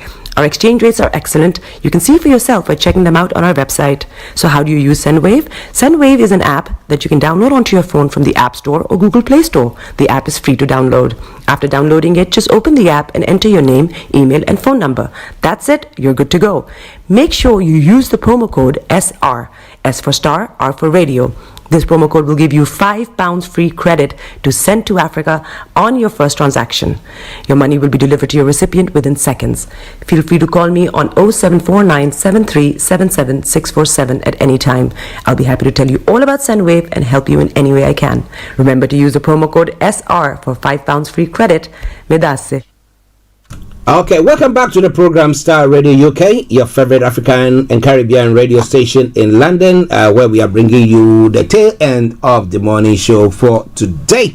As I said, because of the technical work that has gone on and the fine-tuning that is going on by my able producer, I can tell you Sunday, God willing, when we come in, we can hit the ground running, and come Monday, it will be because we're going to be having Mr. Olaimi Koiki in-house as well. So it's going to be a smasher of a program. So wherever you are, I want to encourage you not to go away. But again, let me say thank you very much for your patronage, as I did say during the beginning, the latter part of last week and this week as well, the beginning of this week as well. But thank you. All right, so moving on straight. Well, this assertion by the U.S. The White House is quite, if it is true, then. But Russia is executing soldiers who tried to retreat from a bloody offensive in eastern Ukraine. The White House has said, according to the U.S., some of the casualties suffered by Russia near Avdiivka were on the orders of their own leaders. Now, Russian and Ukrainian troops have been locked into a fierce battle for the frontline town since mid-October. Russia is thought to have suffered a significant losses in this time. Now, Ukraine estimates put the number of Russian casualties in Avdiivka to about 5,000, while the U.S. says Russia lost at least 125 armored vehicles and more than a battalion worth of equipment. A Ukrainian army spokesperson said that Russian troops were refusing to attack Ukrainian positions near Avdiivka because of heavy losses and that there had been mutinies in some units. Now, Russian mobilized forces remain under-trained, equipped and unprepared for combat, as was the case during their failed winter offensive last year. National Security Council spokesman John Kirby said in the briefing on Thursday. He said that Russian military appears to be using what we will call human wave tactics, destroying the masses of these poorly trained soldiers into the fight. No proper equipment, no leadership, no resourcing, no support. It is unsurprising that Russian forces are suffering from poor morale, Mr. Kirby added. Now, taking Avdiivka, which lies near the Russian occupied city of Donetsk, would allow Russian troops to push the front line back, making it harder for the Ukrainian forces to make further advances into Donetsk region. But with everything that is going on, what do you think? Avdiivka has been all but abandoned by its 30,000 residents as Russian forces continue to panel it. Earlier this week, Ukrainian President Volodymyr Zelensky described the situation as particularly tough. On Thursday, the U.S. announced a new $150 million military assistance package for Ukraine that includes artillery and small arms ammunition, as well as anti-tank weapons. However, future aid to Ukraine is in doubt following the election of Republican Mike Johnson as Speaker of the U.S. House of Representatives earlier this week. Mr. Johnson, who is on the right wing of the Republican Party, is against further U.S. aid to Ukraine and a previously supported amendment to block it. The US is the largest military donor to Ukraine, having spent more than $46 billion so far, plus tens of billions more in financial and humanitarian aid. Russian President Vladimir Putin launched a full-scale invasion of Ukraine on February 24, 2022, because I remember it very well because it was my birthday. So I got it. All right then. So listeners, it is Starr Radio UK. It is your favorite African and Caribbean radio station in London. To the final segment of the program.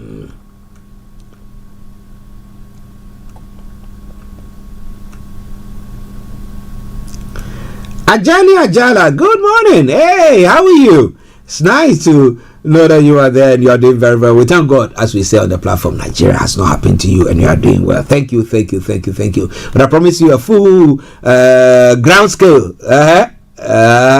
on Monday when I'll be having Mr. Lai Mikoike. He'll be back. When we have the kids at home, half term and all that, boy, oh boy, it's a handful. And then with the technical update that was going on, but God willing, Monday will be in full house there. Okay.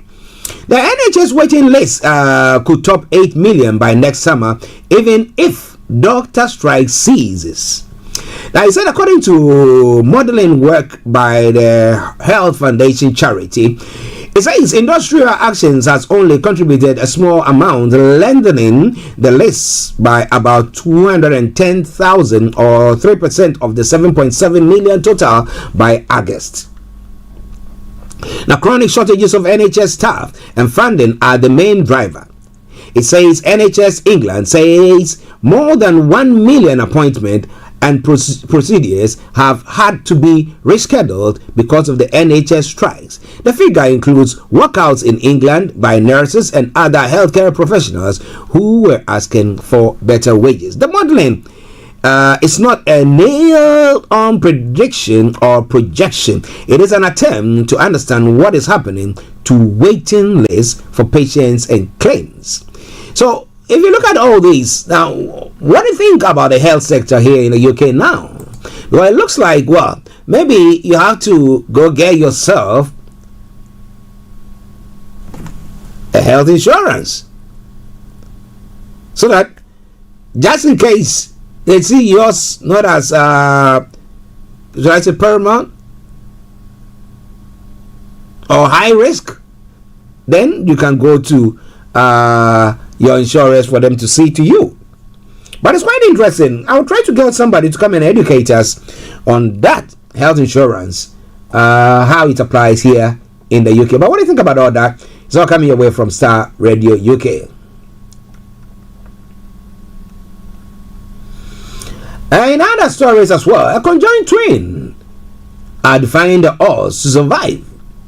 Twin Ruby and Rosie are proud to have once been conjoined. The 11-year-olds from southeast London were born joined by the intestine and abdomen and were separated when they were just 24 hours old. They are among 6 sets of conjoined twins brought together by London's Great Ormond Street for a pizza party. Now, all attend GOSH as part of their continuing healthcare with specialist teams across the hospital. Now, Ruby tells me, we obviously do fight a lot, but we will always have that bond that we will be sisters forever and love each other forever. Conjoined twins develop when an early embryo only partially separates to form 2 individuals and they remain physically connected. They are most often joined at the chest, abdomen, or the pelvis. But it is rare, representing about 1 in every 500,000 live births in the UK. And you see them now, they are all grown up there, Ruby and Rosie. But our health workers, our doctors, our nurses, they are all doing very, pediatricians and all that. You are all doing very, very well. And I applaud you for the good work you are doing for all these families. Listeners, it is Starr Radio UK. It is your favorite African and Caribbean radio station in London. Now, a couple of days ago, there was this news item where it talks about a couple who were racially arrested or abused. Let's put it arrested. Stop and search thing that went to the courts, and the courts were saying that these police officers have been fired. But more than 50,000 has been raised for 2 Met police constables who were sacked after carrying out a stop and search of 2 athletes in West London. The British sprinter Bianca Williams and her partner Ricardo dos Santos said they were racially profiled when they were set outside their home. A disciplinary panel found the action of Jonathan Clapham and some friends amounted to gross misconduct. The money is said to support the officers. The person behind the fundraiser, named only as UK, set a 50,000 target. Now, please follow the athletes in July 2020 as they drove to their homes in Maida Vale from training with their baby son, then 3 months old, in the back seat of their Mercedes. But the online crowdfunding page states both of the sacked officers will be affected by mortgage payments, food bills, and general cost of living. Now, comments on the site describing their dismissal as scandalous, appeasement, and scapegoating, and utter disgrace.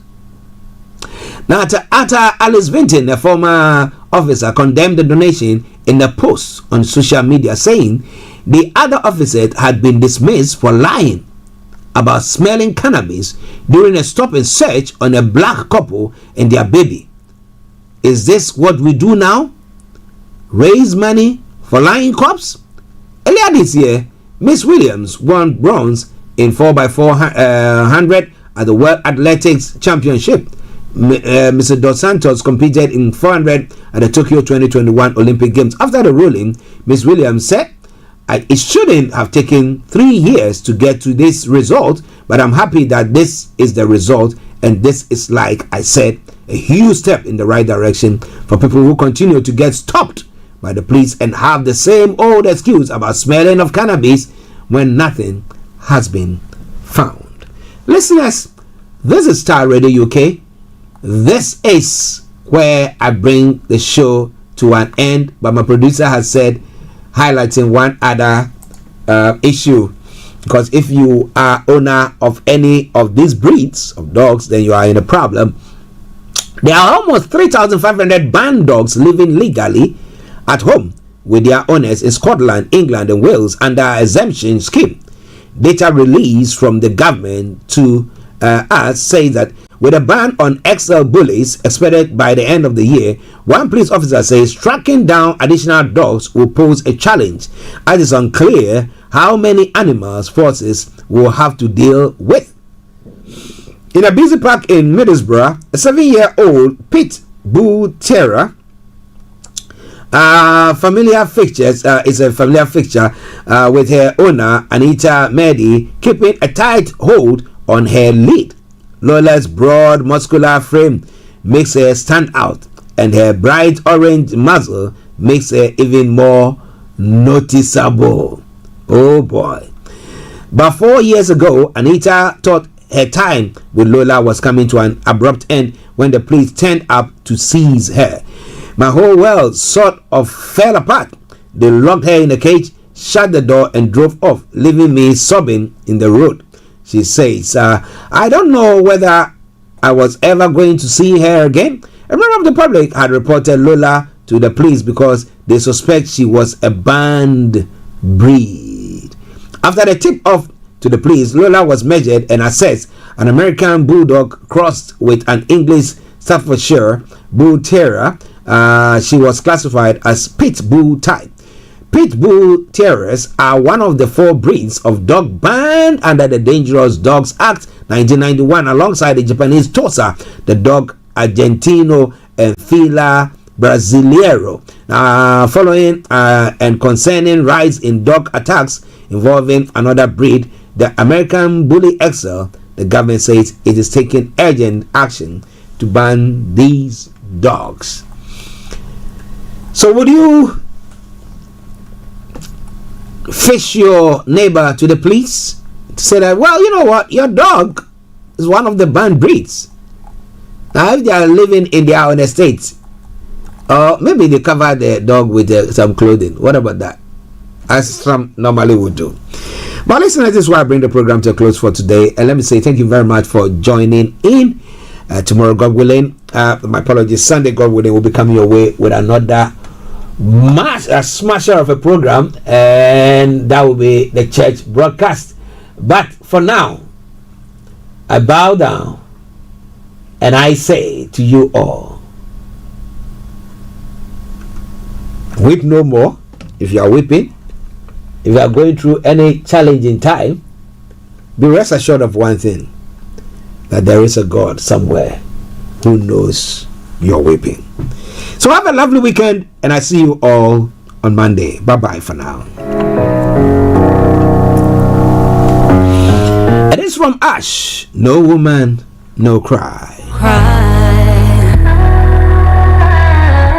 No woman, no cry. Here, little darling, don't shed no tears. No woman, no cry. This is Starr Radio UK. When we used to sit in the government yard and trenched out about observing the hypocrites mingle with the good people with me. Good friends we have and good friends we've lost. Thanks for listening. In this great future, you can't forget your past. So dry your tears, I said. No woman, no cry. No woman, no cry. Here, little darling, don't shed no tears. No woman, no cry. Said I remember when we used to sit in the government yard and trenched out, and then Georgie would make the